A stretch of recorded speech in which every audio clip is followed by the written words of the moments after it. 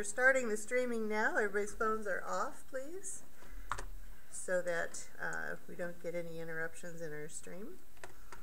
And let's go live to Will Tate. Is currently employed at ArenaNet. He's an alum of UAT. So we welcome him back to our culture to feed back what he has to say. Give him a hand. All right, it's all yours, sir. All right, thanks, Glenn. So let me just see if I can get this. I'll share my screen here. And all right. Can you guys see that? Yep. Yep. All right, perfect. Okay, so today I'm just going to be giving you guys a bit of a rundown on a talk that I prepared. Pretty brief, but I want to get time for Q&A and stuff. So this is my talk, Game Development Student to Game Development Pro Mindset. So some of the stuff that I'm going to cover today is a bit of background on myself and my story as a dev, how to prepare yourself mentally and emotionally for the end of your time as a student and the beginning of your time as a full-time game developer, something you should be preparing yourself for every day, no matter how far off your graduation date is. And motivation, what it is, how to live with and without it, because it is a fluid and ephemeral substance that will come to you and leave you at a moment's notice. And then best practices for success, who you know, what you know, how you show it, and where you show it. So, a bit about myself. That's me paddleboarding in Washington. I like to paddleboard, do outdoor stuff, that sort of thing. Born in Alabama, moved to England for most of my life, in high school and all that stuff. Then I moved to Tempe in 2009, where I proceeded to study for 3 years as a game arts major at UAT. I graduated in 2012 after going straight through 12 trimesters of college, and then after that, bounced around between several indie studios, regular jobs between 2012, at which point I got my big break with Studio Wildcard in 2015, who I worked for a short bit of time as a distance, freelance style, and then they gave me the opportunity to move up, and they brought me up to Seattle, which was an amazing opportunity. And 1 year later, I applied to ArenaNet. That would be 2016, and got accepted.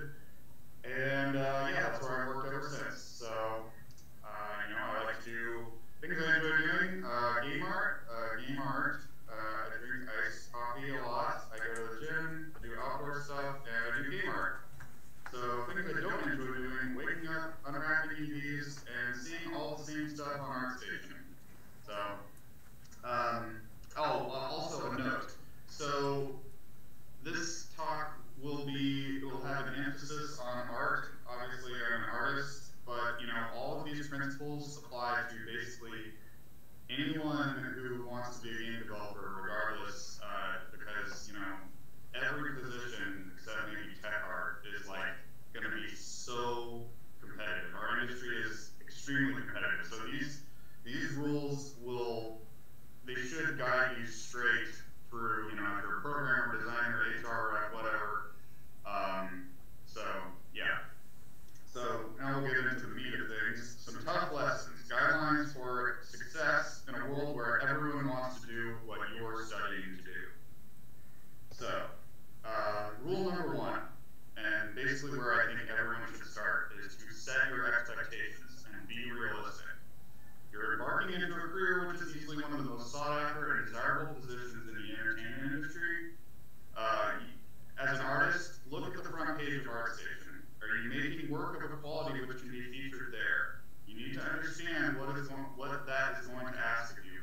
Late nights, reworks, and lots of rejection. The sooner you come to terms with this and take in who or what your competition really is, the sooner you will put yourself in the mindset to get hungry and stay hungry. Now, a note about the previous point. I say, you know, the sooner you come to terms with this, it's, you know, who your competition really is. It's very easy to, you know, in an educational community, put yourself in an echo chamber where, you know, you're comparing yourself only to your peers. And, you know, it is important, obviously, to look at your peers and what they're doing. But outside of that, you know, when you get out of school, you're not going to be compared to your peers anymore. You're going to be compared to, you know, me or the people I work with, and or, you know, some kid in China who's been doing this since he was 13 every day. So it's like you've got to really be, you know, on top of exactly who it is that you're up against, and the sooner you can come to terms with that and know to expect that sort of, like, you know, resistance, the sooner you can come to terms with it and understand, all right, this is what it's going to ask of me. I need to know if I'm gauged to handle that challenge.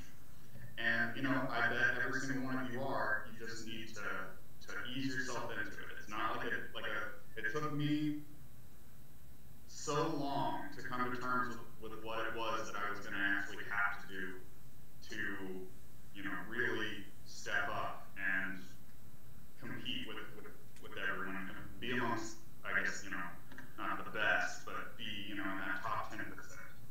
So get hungry and stay hungry. The first one is much easier than the second one. Do you think you have what it takes to kick those losers off the front of our station? If so, good, you're going to need the drive to do that. You're going to need to bite off more than you can chew, then swallow, then go back for another bite a few times. Your competition is doing this day in and day out without pause. I'm not saying any of this to discourage you. I'm saying it to galvanize you and let you know the truth of the matter.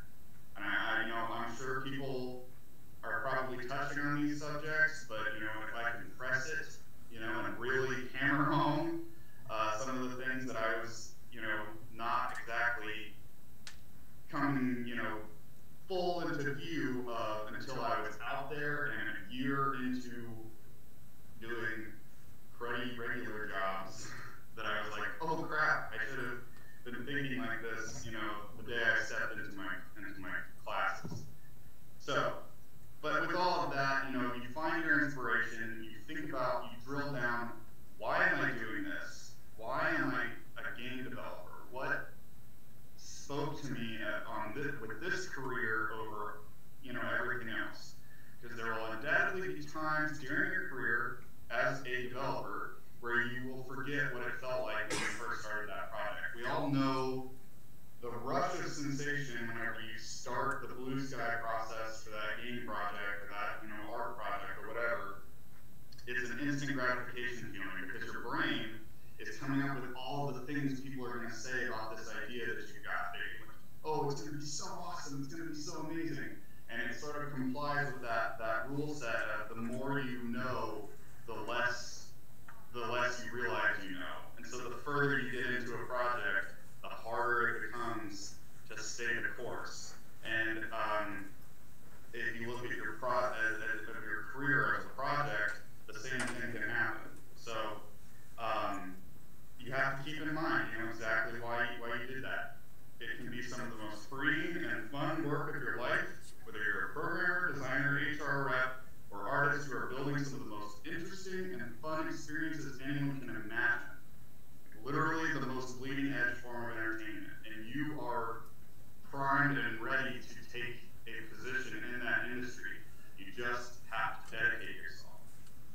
And this is what I remind myself when my motivation gets low, which it still does. You know, I have not been as on top of my personal work. My professional work has been very much my forefront. I've been trying to just establish myself there. But when I wasn't completely employed, you know,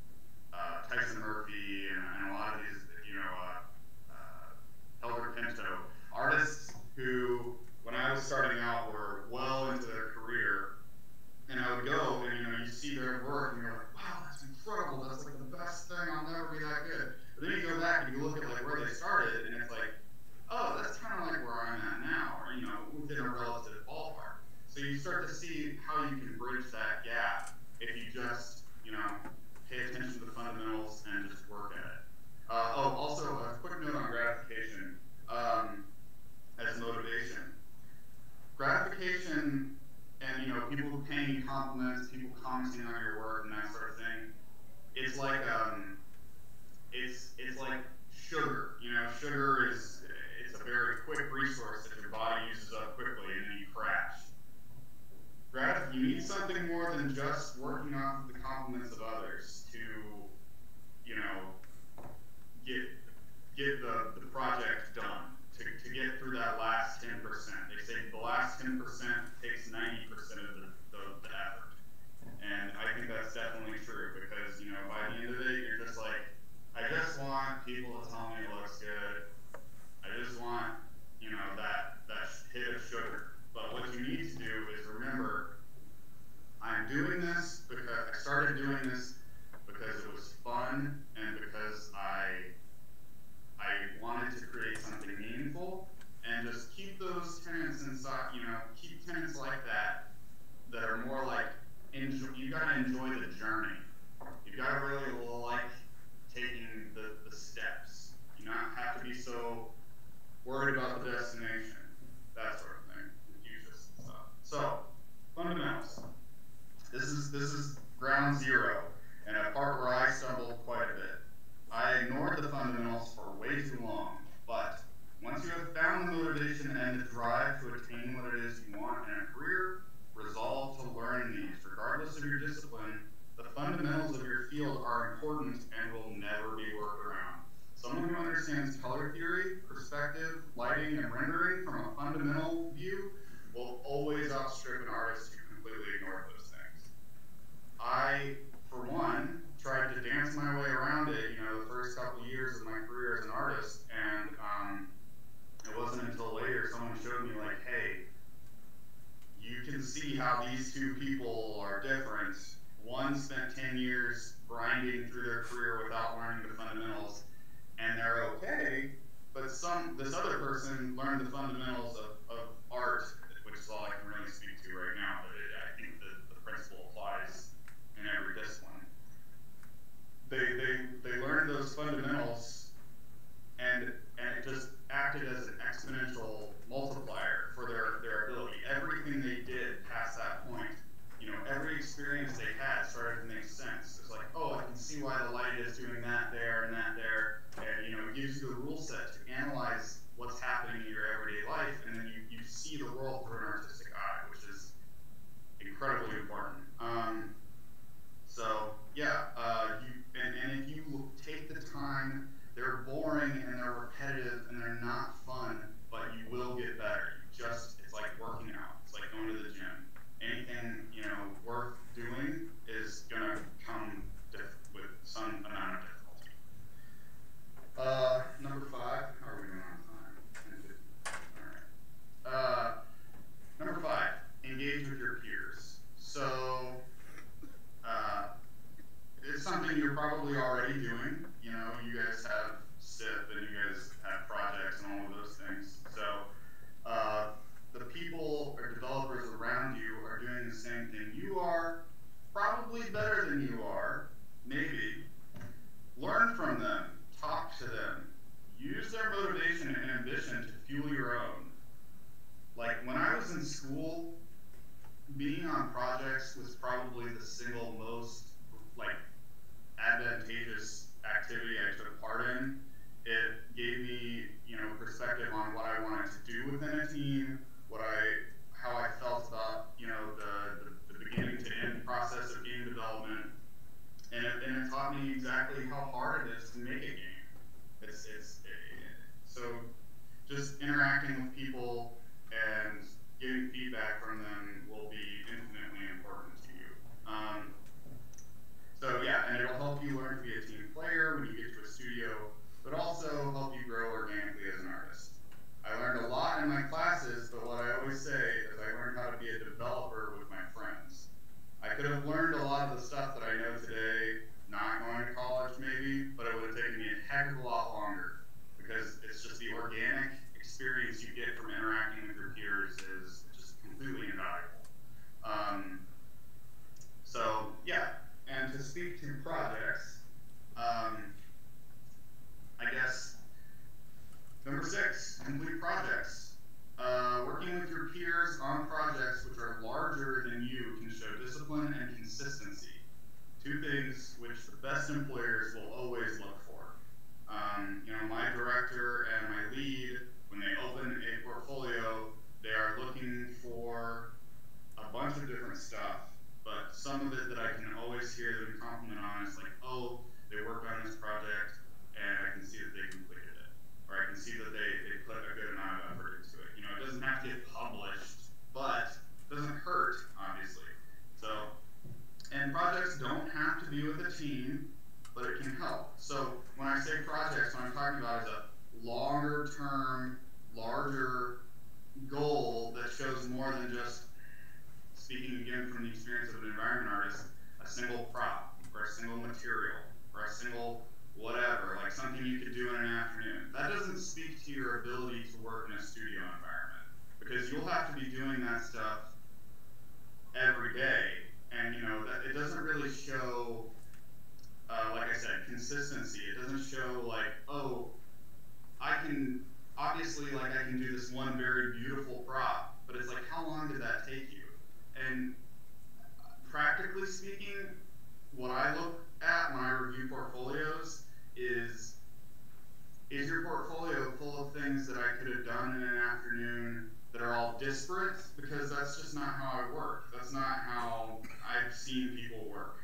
And it's unfortunate because ArtStation and a few other communities have kind of bred this rock star mentality that it's like, oh, well, I'll get to do this tiling texture and I'll get to spend like a week on it and all this stuff. And it's like, no. You'll probably, work with another artist, kind of going back and forth on something, or you'll work with your lead and he'll give you, feedback, and you'll have like a lot shorter time than you think, and eventually you'll just have to, they'll give you another assignment and you'll just have to bounce off of that. So you just have to learn to keep your pace up. So I'll give a quick example of how I assemble a plan for a large portfolio. I gather reference. Reference is infinitely important. I write up an asset list. I'll usually use Google Docs for this. I'll just, come up with like, what do I think my scene's gonna need? What resources?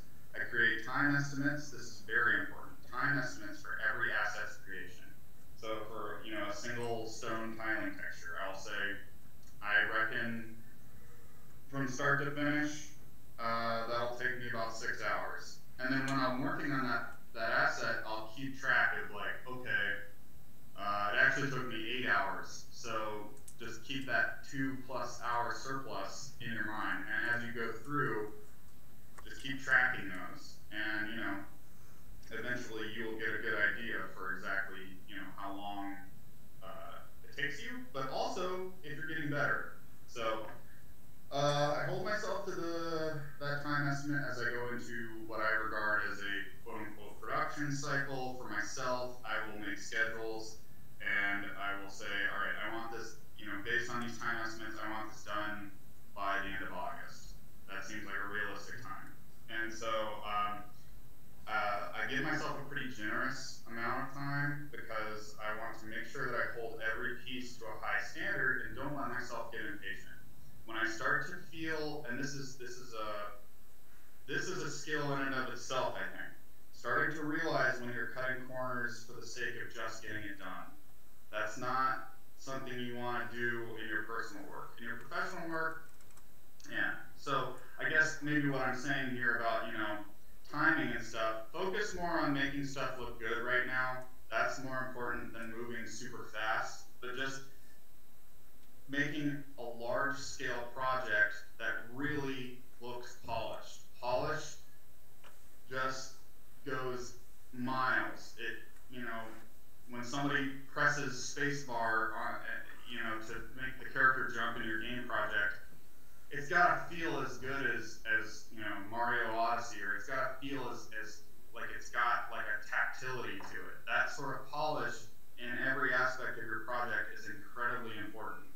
So yeah, and then just repeat steps 4 through 5 until you're done. So and so yeah, in line with the note on peers, specifically in terms of feedback. This is something that I see a lot of students struggle with.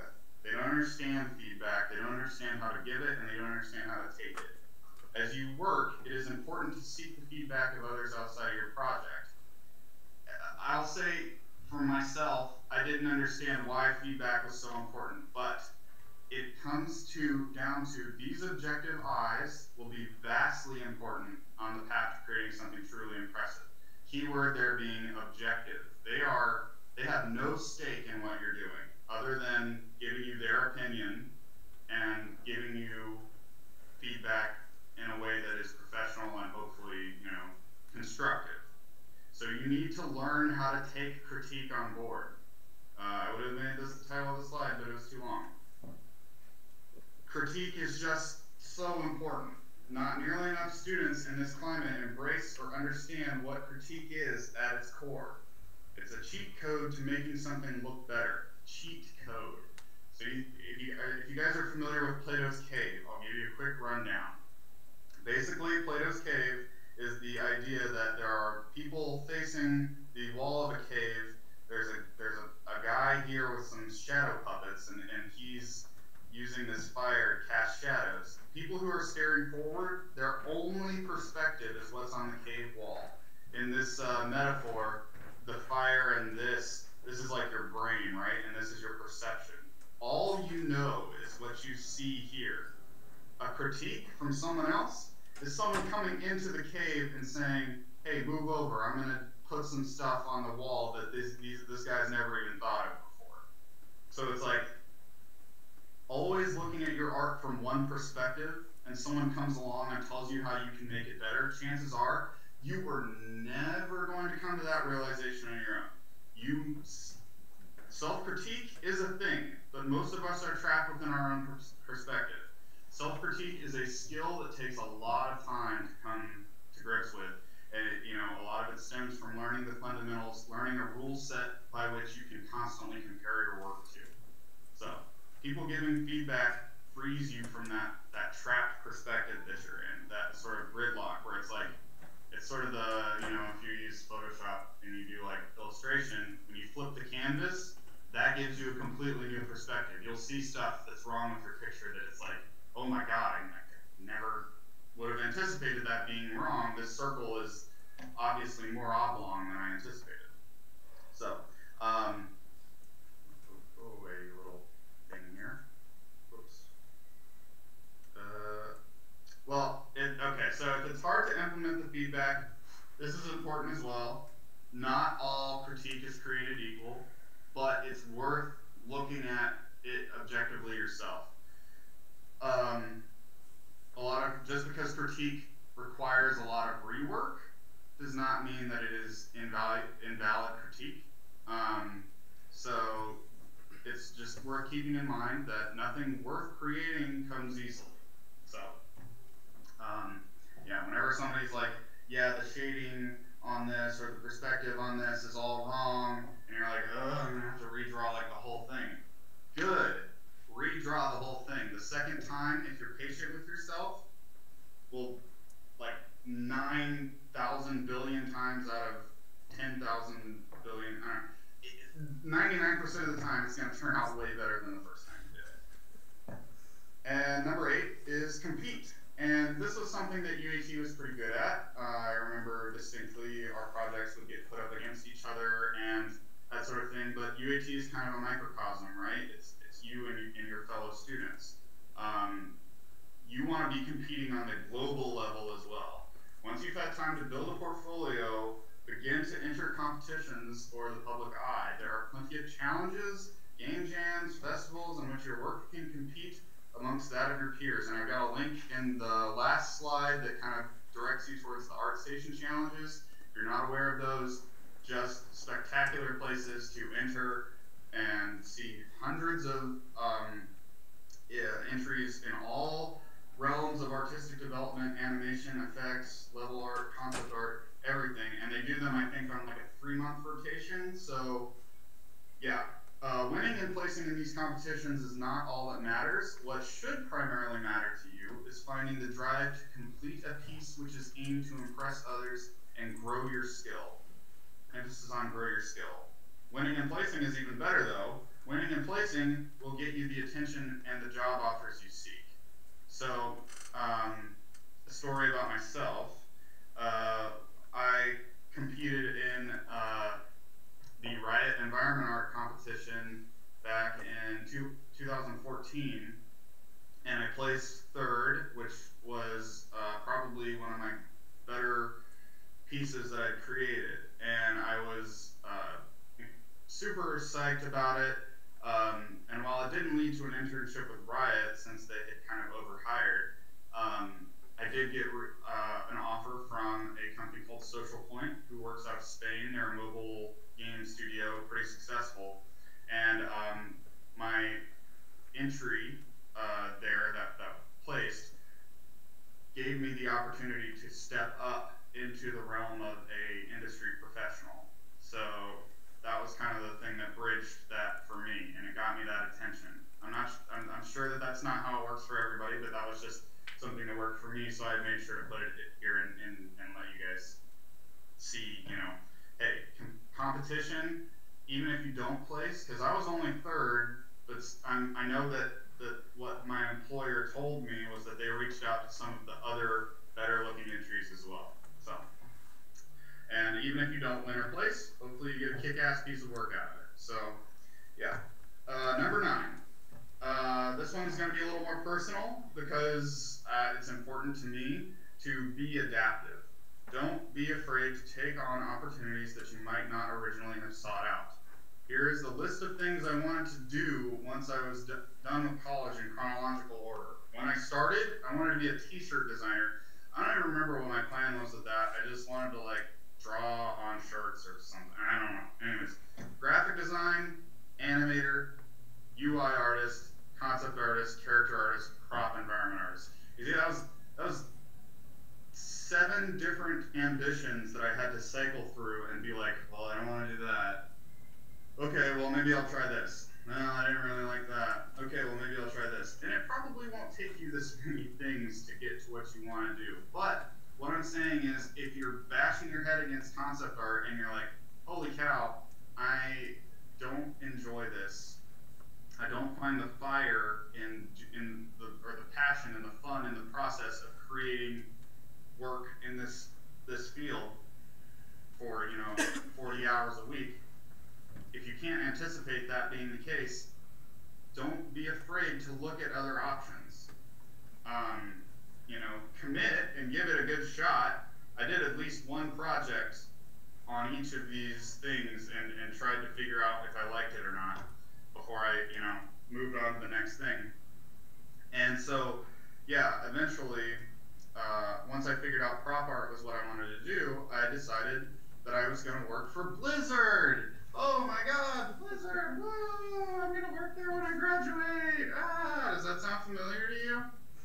Maybe it does. Well, let me tell you, everybody else probably thinks the same exact thing because Blizzard's an amazing company. They're awesome and they're super cool.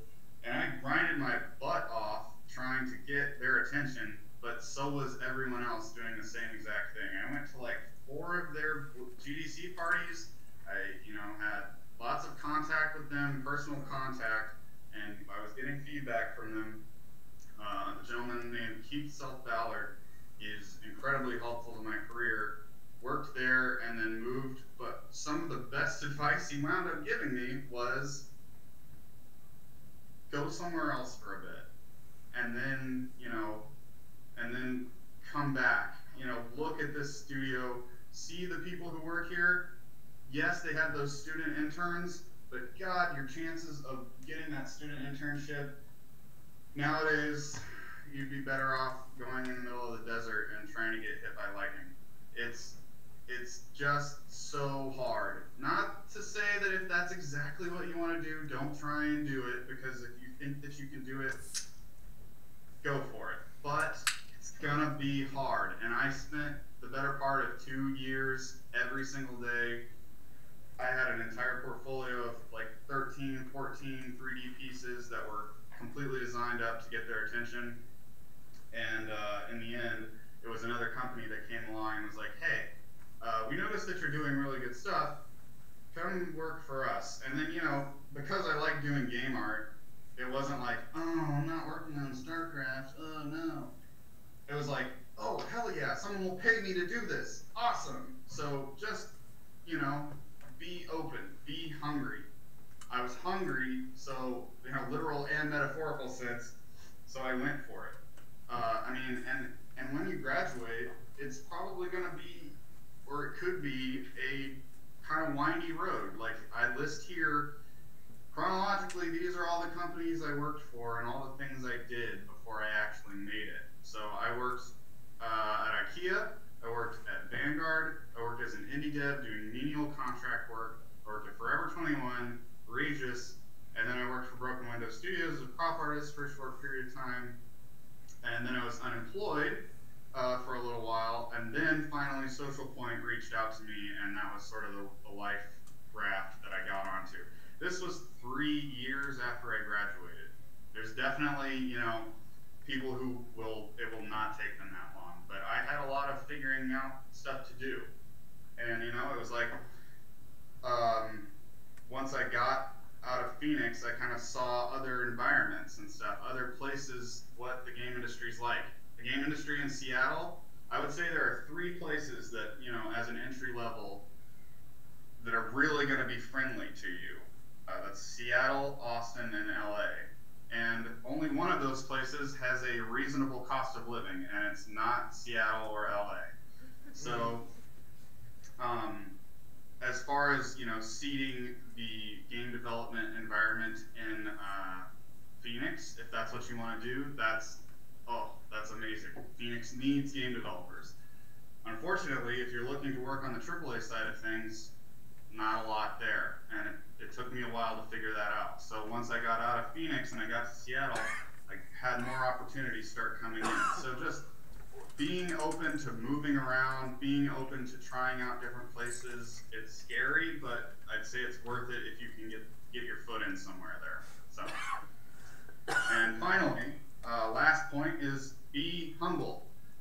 Check your ego at the door. No one wants to work with a jerk, and I have seen some extremely talented artists not make full time or get hired because they were just insufferable to be around. Also, I literally know of a dude who was fired at ANET because he wouldn't do anything about his body odor. So just, you know, be aware of that. Just a little anecdote there. But, you know, just if you're good, that's fine. But there's probably someone better than you, and they're probably nicer. I don't know. I've met so many people who, in this industry, like, you're like, oh God, you have like 20 years experience and you're incredible, but they'll still take the time to answer emails from students. They'll still take the time to talk to people and, you know, treat everyone like a human, and they're just like super cool dudes. Those people get job offers out the yazoo. They stay friends with people. It's a small industry.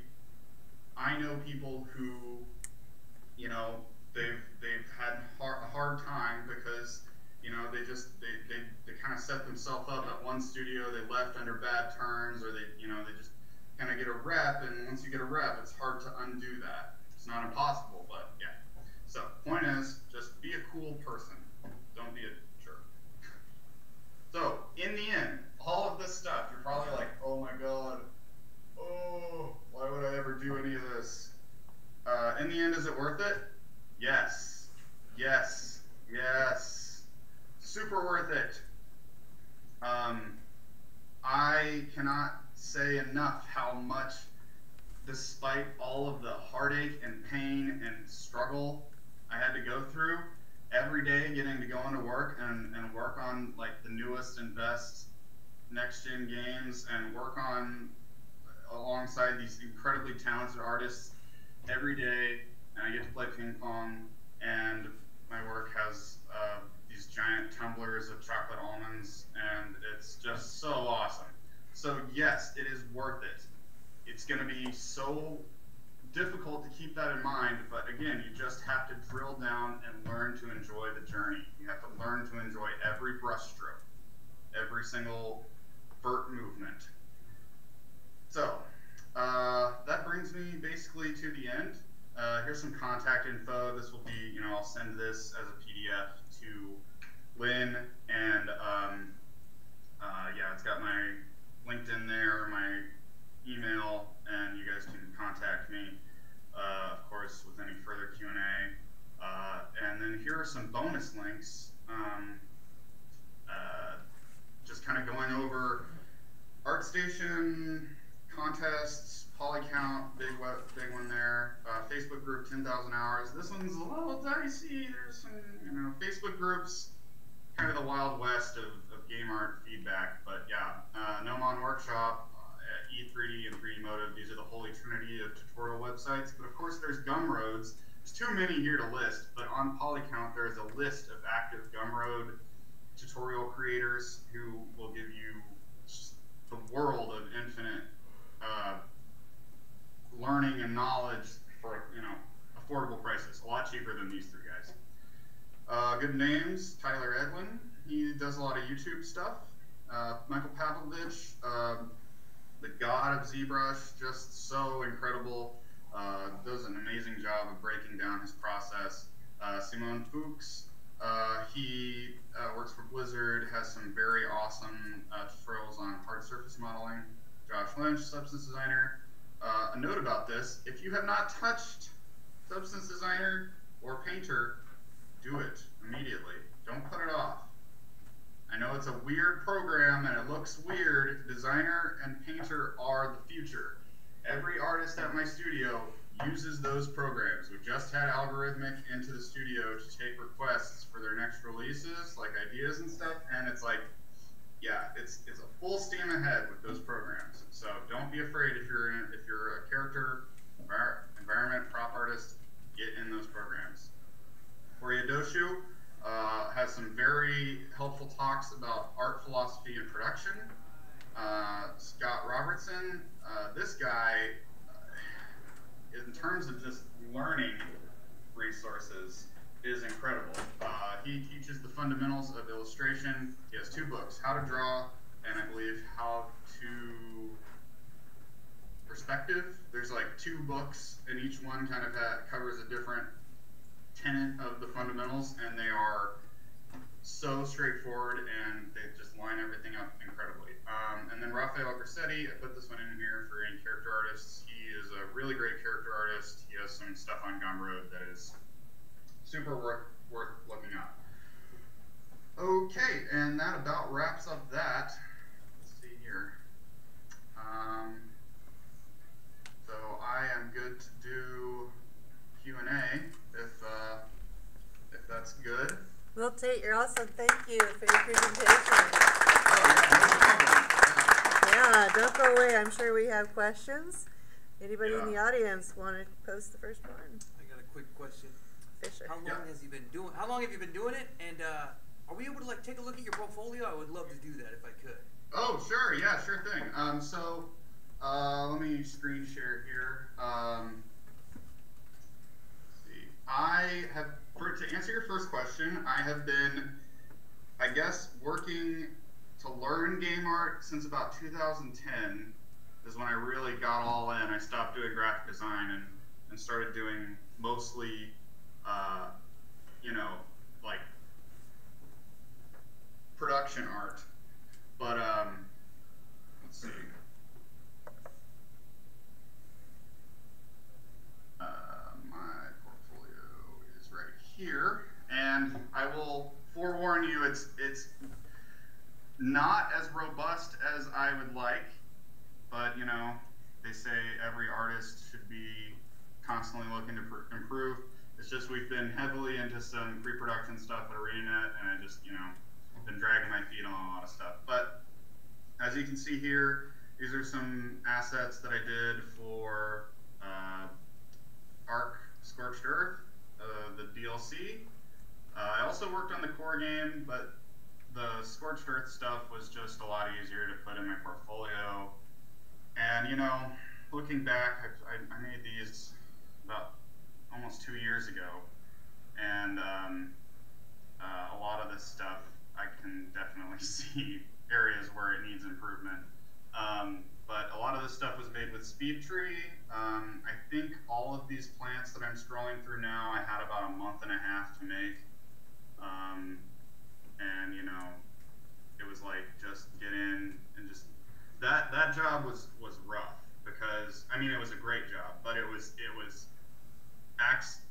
to the grindstone every day because it's a small team that moves fast and they put out a lot of stuff. They hold themselves very accountable to their fans.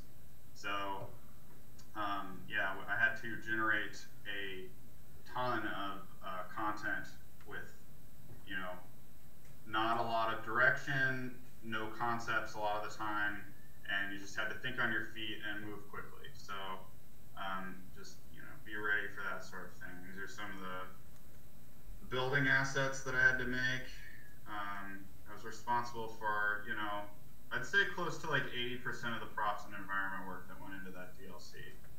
So here's some shots of it in context. But you know, it was an awesome experience. Some of my personal work. This is just like a little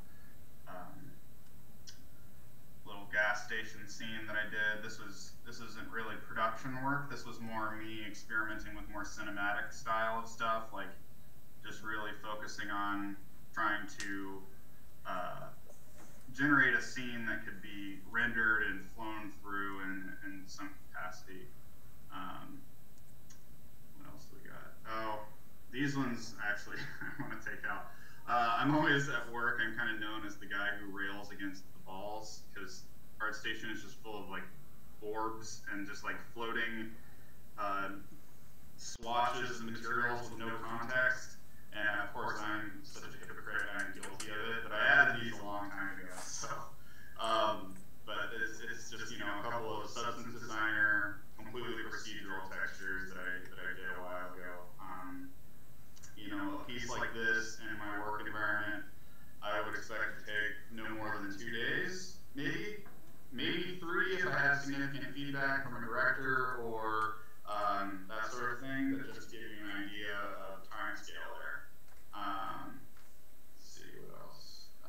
So this was something that this is up on Gumroad. I'll do a little plug here.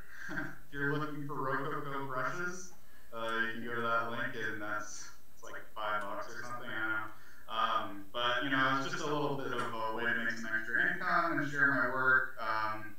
So you know, this is a fun thing to do. You know, eventually you might think to yourself, hey, I've done a bunch of rocks, and you know, I did it personally under no one else's time but my own. Let's throw those up on Gumroad and see if anybody wants to pay for them. So you know, you put a relatively small price tag, see if anybody bites. So that's just an extra thing to keep in mind. Let's see what else. And this is one of my more recent pieces. This was made in Fusion 360, which is a soft body modeling program, and then cleaned up in Maya and painted in Substance Painter. So I was kind of going for like that sort of Overwatch stylized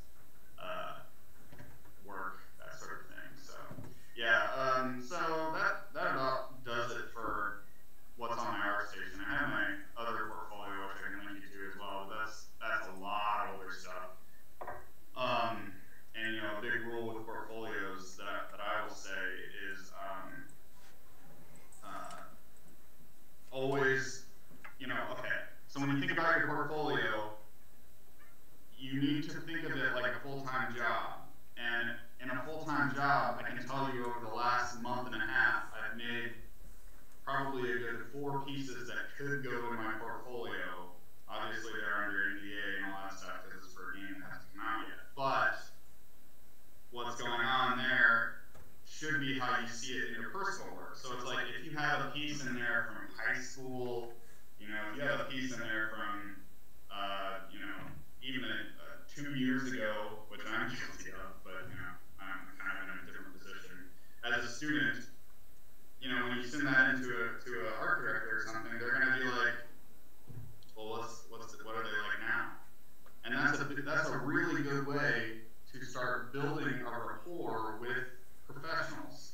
You know, whenever you want to talk to a professional, something that I would always stress about is like, all right, well, what do I say that's relevant to them? Show them your work. Another thing that's relevant to them, show them your better work that you did a month later. Show them, you know, keep them updated. And they'll start to realize, okay, this person is hardworking, they're consistent, and they're not afraid of taking feedback. And those things are, you know, super invaluable. So yeah,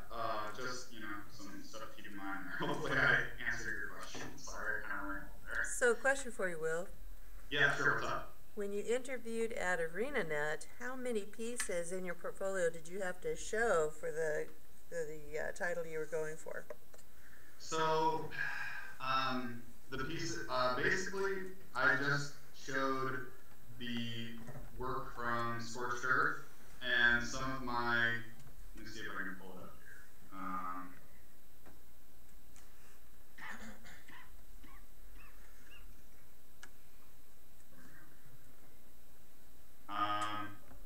So yeah, here, I'll share this one as well.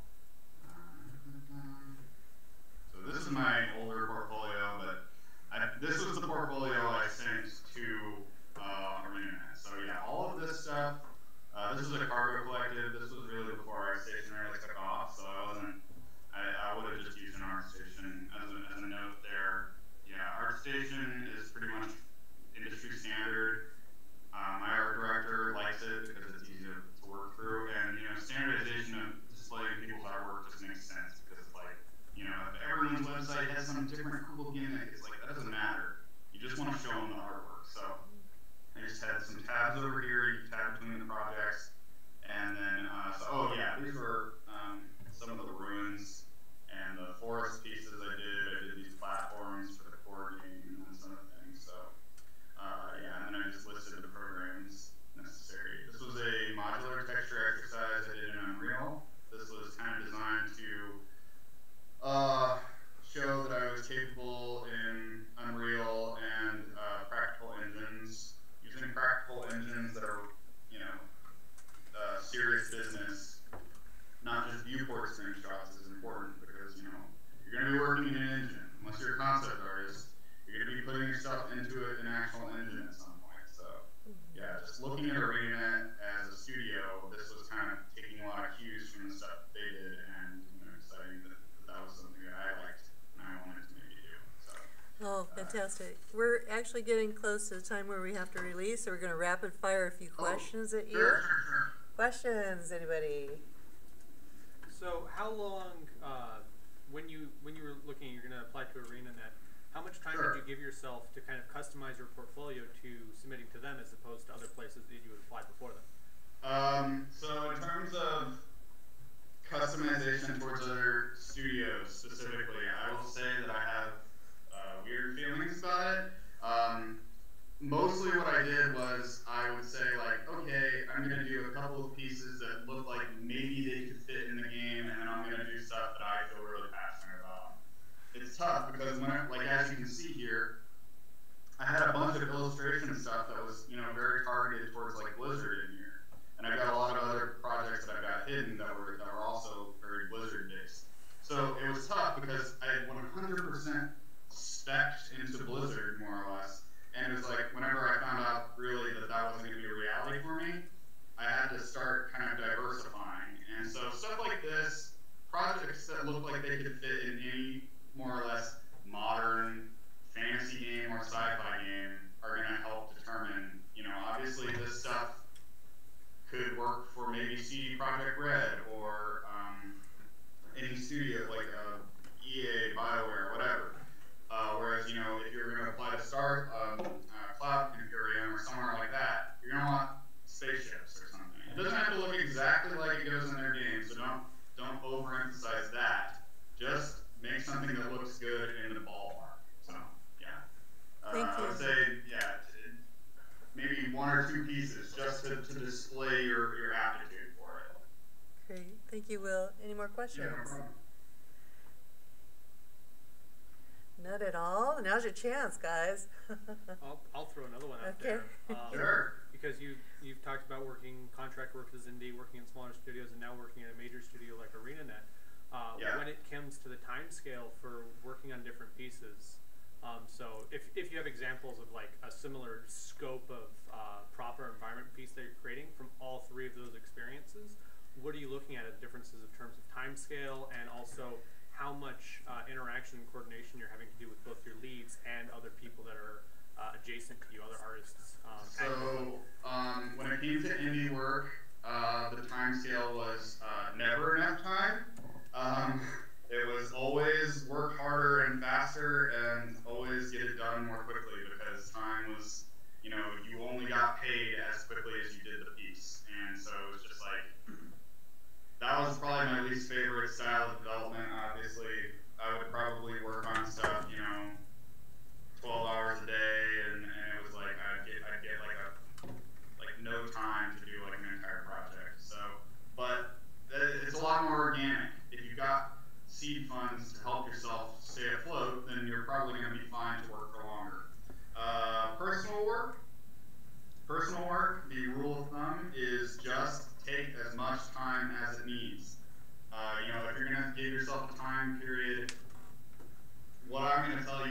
probably be different than what you might work at, or what someone else in the room, or one of my peers might work at.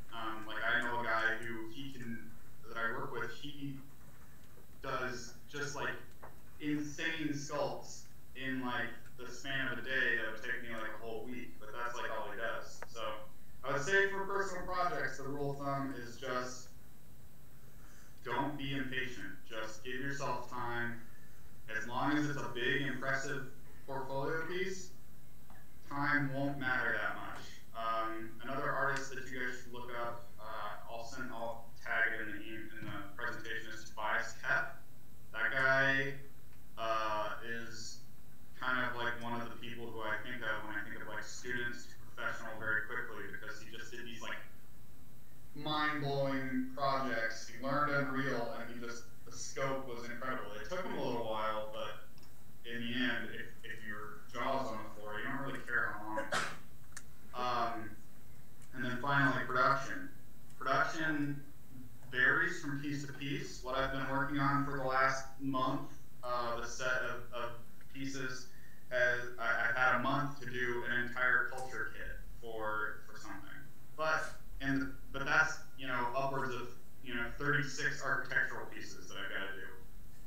For a single prop, I would say give yourself 3 days, maybe 2 days as a student, because at a studio, it's rare that I ever work on a single prop. It's hard to quantify because I work on things in sets. So a set would probably be more like a week. So a set of props, enough stuff that I could fill a kitchen with, that I could do a bunch of stuff. And then it goes faster and faster because you build up a library of materials and nodes and things that you can work from. So yeah, I know that's kind of the wishy-washy answer, but if you take nothing else away from this, it's just give yourself time on these projects to get it right. You only have one chance to show, a person, you get their attention for a split second. You want to leave an impression. Will Tate, thank you so much for joining us.